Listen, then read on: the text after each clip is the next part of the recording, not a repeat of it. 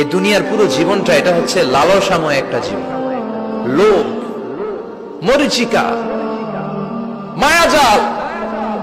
এই মায়াজালে আমরা আটকে আছি, ফলে মৃত্যুর কথা আমরা ভুলে গিয়েছি। পাগলের মতো ছুটছি, আরো টাকা লাগবে, আরো খ্যাতি লাগবে, আরো যশ লাগবে, আরো দাপট লাগবে। আমার এত টাকা দিয়ে কি হবে? এত সম্পদ দিয়ে কি হবে?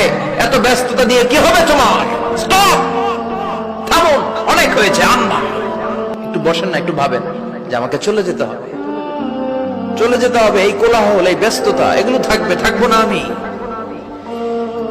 সাইয়েদনা ওমর ফারুক বলেছেন, মুতু ক্বাবলা আন তামুতু, মরার আগে একবার মরো। হাসিবু ক্বাবলা আন তুহাসাবু আলাইকুম, তোমার হিসাব নেওয়ার আগে তুমি একবার নিজের হিসাবটা করো না। কাগজ বের করে একটু লিখো না, কি কি ভালো কাজ করছিলা, যেগুলো দিয়ে নাজাতের ওসিলা হতে পারে। 1 2 3, আর কি কি আকাম কুকাম করছো দেখো না, লিখে দেখো তোমার অবস্থাটা কি। মরার আগে একবার মরো। মরার আগে খাটের মধ্যে শুয়ে শটান করে চোখ বন্ধ করে একবার মরার ভান করে দেখেন কেমন লাগে। চোখটা বন্ধ করেন আর ভাবেন আপনি নাই, কি কি হতে পারে ভাবেন। আপনার ছেলে মেয়েরা কান্না জুড়ে দিবে, আপনার প্রাণের স্ত্রী বিলাপ শুরু করে দিবে, বন্ধু বান্ধবের চিৎকার আর মাতম, স্থানীয় এলাকার মসজিদে ঘোষণা, অমুক এলাকার নিবাসী